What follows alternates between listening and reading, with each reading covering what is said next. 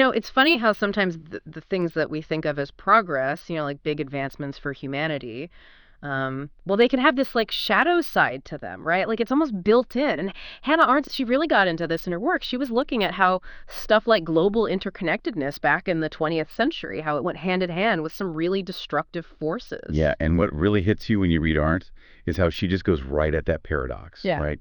She's like, no, we have to look at this uncomfortable truth that the same stuff that can bring people together can also lead to, just unimaginable destruction. Yeah, totally. And that's exactly what we're going to like really zero in on in our deep dive today, right? We're going into excerpts from Arendt's The Origins of Totalitarianism to kind of trace the roots of this whole problem historically. We really want to grasp her insights into, how anti-Semitism grew so insidiously and like the essential traits of totalitarian power. So our goal is to distill Arendt's arguments, which can be pretty dense, and to try and extract these core insights about how prejudice changes and how these extreme political systems take root. It's like using history not just to look back, but to kind of get a clearer picture of the problems that we're still dealing with today. Okay, so let's start by looking at the very unique position that Jewish people held in European society before all the big changes happened, right? So Arendt points out that before the French Revolution, they didn't really fit into the traditional feudal system, right? Which was all about land ownership and serving the state in some way. It was a pretty rigid structure. Oh, absolutely. The feudal order was entirely built on this hierarchy of land ownership and inherited duties, right? Mm-hmm. And Jewish communities, they were often concentrated in like finance and trade rather than agriculture. So they kind of existed in this separate space outside that whole framework. And while they might have played a vital role in like funding state activities, that economic importance didn't mean social or political integration for most Jewish people. Their lives were largely separate from the main feudal structure. Right. And then boom, the French Revolution happens and you have these modern nation states starting to pop up all over. And suddenly there's a much bigger need for capital right, for loans, and who often had access to that? Jewish financiers. So it put them in this new position of influence, but Arendt stresses how this very reliance made them vulnerable too. What's the main paradox there? I think the core paradox is this kind of like their indispensability and at the same time their lack of traditional power, right? Yeah. So these burgeoning nation states desperately needed capital for development, and Jewish financiers with their international networks were key to that. But this reliance also bred resentment among the emerging economic players, particularly the bourgeoisie, who much preferred private investment. So Jews were both essential to the state and viewed with suspicion by powerful private interest. It's a very precarious position to be in. And it wasn't just these new economic forces either. Arendt mentions that the aristocracy, who were actually on the decline power-wise, they became some of the early champions of anti-Semitic ideas, which seems kind of counterintuitive at first. Why would a group that's losing power glom onto that? Well, what's fascinating is how the aristocracy reacted to their declining status, right? As their traditional privileges and influence waned, they started looking for scapegoats to explain their predicament. And Jewish people who were simultaneously gaining some economic influence, they became a convenient target. And, in places like Prussia, the aristocracy was really among the first to articulate a very specific ideology rooted in anti-Semitism. And they saw it as a way to resist these changes in the social order, maybe even regain some of their lost prestige by, identifying this common enemy. So it's not like prejudice just appeared out of thin air, right? Arendt argues that anti-Semitism only really became a political force when it got connected to, significant political issues, or when Jewish group interests seemed to clash with those of the people in power or those trying to get there. It needed like a hook to become relevant. Exactly. Anti-Semitism, in Arndt's view, needs a political catalyst to gain real traction. It only becomes a potent force when it aligns with broader power struggles, or when the perceived interests of the Jewish community clash with the agendas of ruling or aspiring elites. Without that political connection, it remains largely a marginal sentiment. That makes sense. Now let's dive into, where anti-Semitism actually came from and how it transformed over time. Arendt draws this interesting distinction between Eastern and Western Europe, and she notes that in the East, where things were generally less developed, anti-Semitism didn't have much of a political impact. Why was that? Yeah, so in Eastern Europe, anti-Semitism was often kind of intertwined with this general economic and social backwardness, right? So while anti-Jewish sentiment definitely existed on like a social level, it didn't necessarily come together into this powerful political ideology capable of really changing the state. The political structures were different, and the main societal conflicts lay elsewhere. But in Western Europe, it was a whole different story. Aren't points to these reforms after Napoleon, like in Prussia in 1807, which, they granted some rights to Jewish people, but then they also sparked these anti-Semitic reactions from people who felt like they were losing out. What was at the heart of that resentment? Well, the core of the resentment was the disruption of these existing social hierarchies and privileges, right? So reforms that granted civil rights to Jews, they were often perceived by those who had previously enjoyed advantages as, a loss of their own standing. This erosion of general privileges meant that some non-Jewish groups felt threatened by the perceived advancement of Jewish people, and that created a fertile ground for anti-Semitic backlash. And it gets even more complicated, Ray. Arendt talks about this strange link between like these anti-Semitic liberal writers who were criticizing the nobility and then the Jewish emphasis on their own historical continuity. How did those two seemingly opposite ideas get twisted together? This is one of Arendt's most insightful points, I think. Hmm. So liberal writers often attack the aristocracy's emphasis on inherited status and tradition. Right. They were championing individual merit and achievement. But ironically, some Jewish intellectuals also emphasized, the long history and enduring traditions of the Jewish people as this source of identity and strength. And then anti-Semitic liberals seized on this and argued that if the goal was to dismantle the power of this old aristocracy, then the Jewish focus on historical permanence and this collective identity was just as much an obstacle to individual freedom and progress. So it's almost like they were saying, hey, you Jews are just as stuck in the past as the outdated nobility that we're trying to get rid of. In a very perverse way, yeah.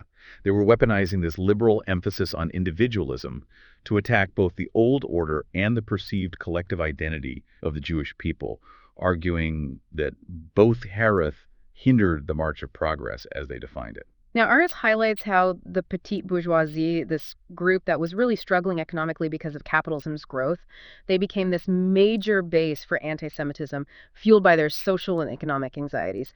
And that feels very relevant to how scapegoating works even today. Absolutely. The petite bourgeoisie were caught in this squeeze of expanding capitalism, always facing the threat of economic instability, and they were highly susceptible to these anti-Semitic narratives. They saw Jewish financiers and businessmen as, visible symbols of this economic system that was threatening their livelihoods. So their anxieties about social status and economic survival found a convenient outlet in blaming the Jewish community.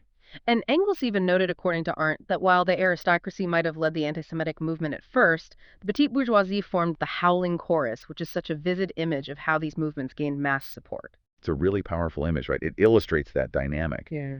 The declining aristocracy often providing the initial ideological framework, maybe some leadership, while the economically insecure petite bourgeoisie provided this widespread vocal support fueled by their very immediate anxieties and resentments. Arendt also points out that these anti-Semitic movements actually believed that Jewish people already held this immense, hidden power, and their own path to power required getting rid of this supposed Jewish control. It's the classic conspiracy theory at play. Exactly. The anti-Semitic movements really operated under this delusion of a secret Jewish cabal pulling the strings of power from behind the scenes.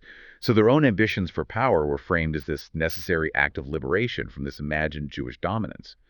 They projected their own desire for absolute control onto the Jewish community, portraying them as the ultimate obstacle. And one final point on these origins discusses how both Jewish networks, which were initially for finance, and the anti-Semitic movements that were popping up, they both had this supranational quality trying to operate across borders. It's like two global forces in opposition. What's striking is the mirroring effect, right? Jewish financial networks, by necessity, had these international connections. And then anti-Semitic movements, viewing this as this source of undue influence and a threat to national identity, they also began to organize internationally, aiming to create a counterforce to this perceived global Jewish power. They wanted to dismantle what they saw as this global conspiracy by building their own transnational movement. Okay, so anti-Semitism wasn't all the same everywhere, right? Arendt looks at how it differed across Europe. She contrasts the anti-Semitism of Austrian Christian socialism, which is mainly about getting votes, with the much more extreme and, exclusionary ideology of pan-Germanism. What were the key differences in their goals and impact? I think the key difference lies in their fundamental aims and how severe their ideologies were. So Austrian Christian socialism, while they used anti-Semitic rhetoric, they primarily used it as an electoral tactic to get popular support among certain groups. It wasn't really aimed at the destruction of Jewish life or property in Vienna under Luger, But in stark contrast, German pan-Germanism, led by people like Schöner, they espoused this far more radical and exclusionary ideology, explicitly defining the Jew as a national enemy who had no place in German society and advocating for their removal. And what about France? Arendt says that even though French anti-Semitism was really intense during the Dreyfus Affair, it wasn't about creating this party above parties or seizing the state for narrow interests, and she credits France's already strong sense of national identity for that. How did that established identity act as a buffer? Exactly. France, with its long history as the centralized nation state and a relatively strong sense of national identity, it provided this framework where even intense social conflicts like the Dreyfus Affair played out within the existing Republican structure. The goal of the anti-Semitic forces wasn't to overthrow the state or create some new supranational entity, but rather to redefine who belonged within the existing French nation. That strong national identity limited the appeal of these more radical anti-systemic forms of anti-Semitism. Now, Arendt brings up this really interesting idea of exception Jews, these individuals who gained acceptance in 19th century society by, fitting in and becoming successful. But she says they often felt this need to really set themselves apart. What kind of pressure were they under? Oh, they were under immense pressure to constantly prove their worth and navigate this precarious social landscape. These exception Jews, they achieved success by adopting societal norms and excelling in their fields. But they often felt compelled to, further distinguish themselves, perhaps to counter negative stereotypes or to demonstrate their individual merit beyond their Jewish identity. It was this constant tightrope walk between assimilation and maintaining a sense of self in a society that often viewed them with suspicion. And this whole period of secularization created another kind of paradox, right? Arendt suggests that some of these exception Jews felt too modern for traditional religious faith, but still held on to this strong sense of individual self-reliance. And that kind of weakened their ties to the broader Jewish community and even to a wider sense of shared humanity. How did that internal conflict manifest? It manifested as this kind of isolation, right? Secularization led some to feel disconnected from their religious heritage, which was a key aspect of Jewish communal identity. But at the same time, their historical experience and this persistent undercurrent of anti-Semitism made them hesitate to fully embrace the prevailing societal norms. This in-between state could lead to a feeling of being untethered, weakening their connection to both their own community and a broader sense of belonging to humanity. And she even uses Proust's In Search of Lost Time as an example of how individual identity became so wrapped up in how society viewed you during this time. It wasn't just about who you were internally. Proust's work is brilliant for capturing this right. His characters' identities are constantly being formed and reformed through their social interactions and how others perceive them. Their sense of self isn't purely internal, but is deeply shaped by how they're reflected in this social mirror. And here's a surprising twist. Erdman points out that while some Jews were accepted as these exceptional individuals, there was sometimes this preference for those who were actually less assimilated, seen as this more distinct and unified group. That seems backwards. Why would that be?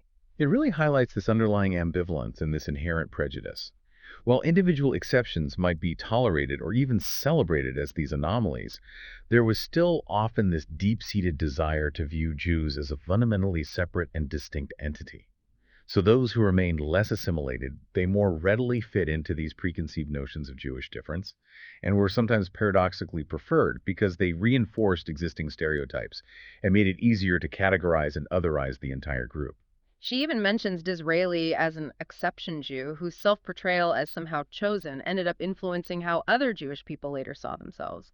That's a powerful example of how individual narratives can shape collective identity. Absolutely.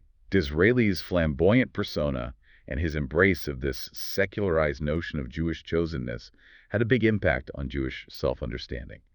It provided a framework for some Jews to reinterpret their identity in a way that was both distinctive and could be a source of pride, offering a way to navigate their place in this predominantly non-Jewish world. All right, let's shift gears now and focus on the Dreyfus Affair, which Arendt uses as this pivotal case study.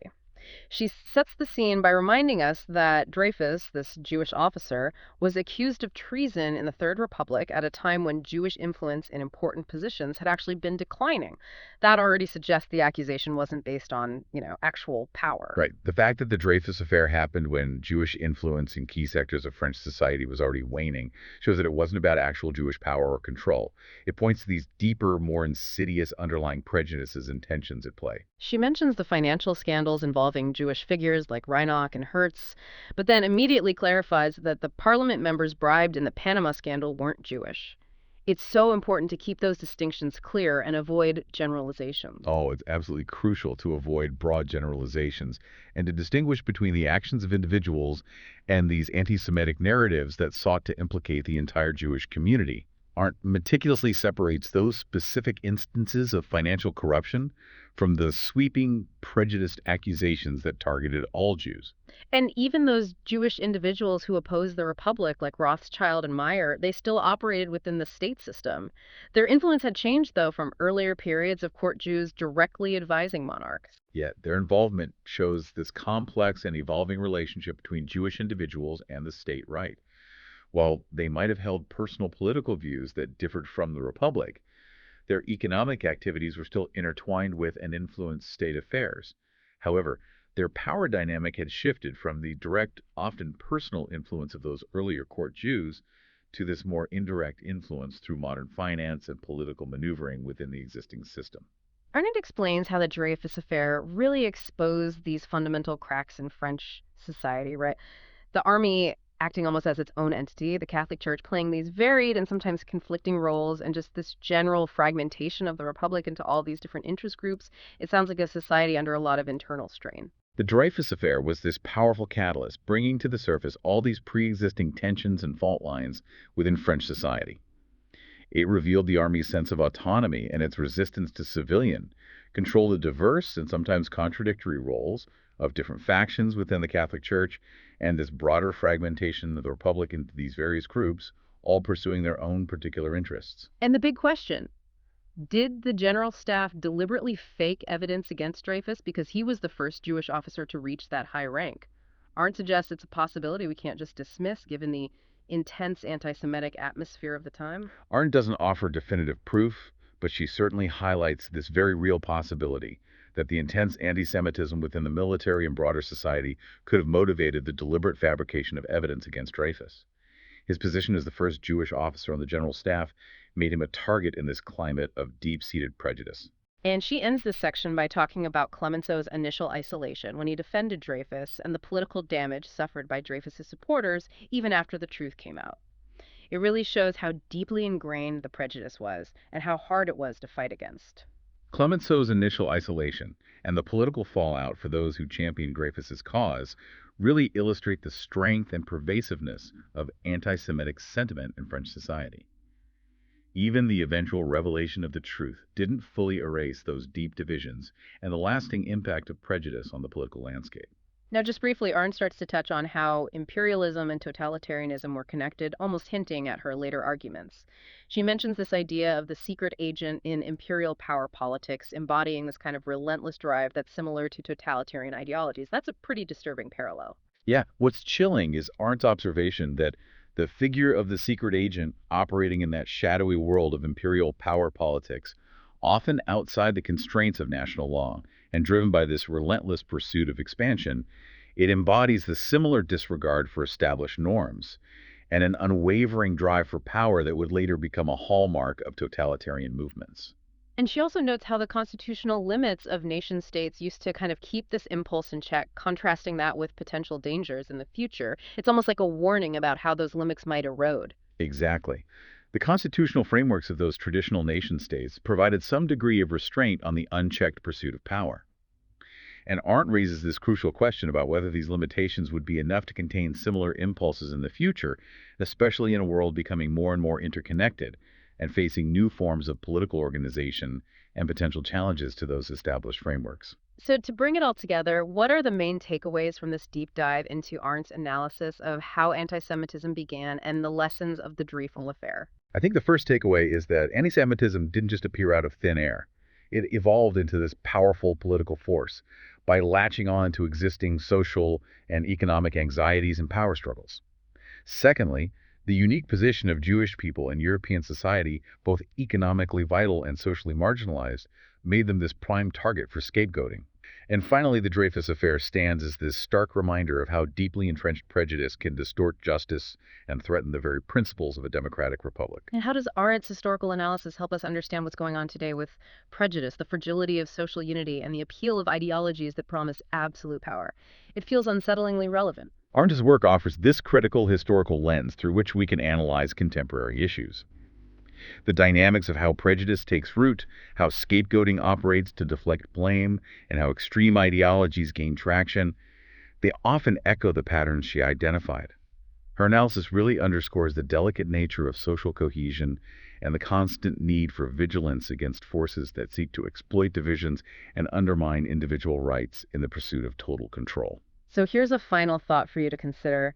Looking at these historical patterns that Arndt lays out, what are the subtle signs of rising prejudice and the weakening of individual rights in our world today?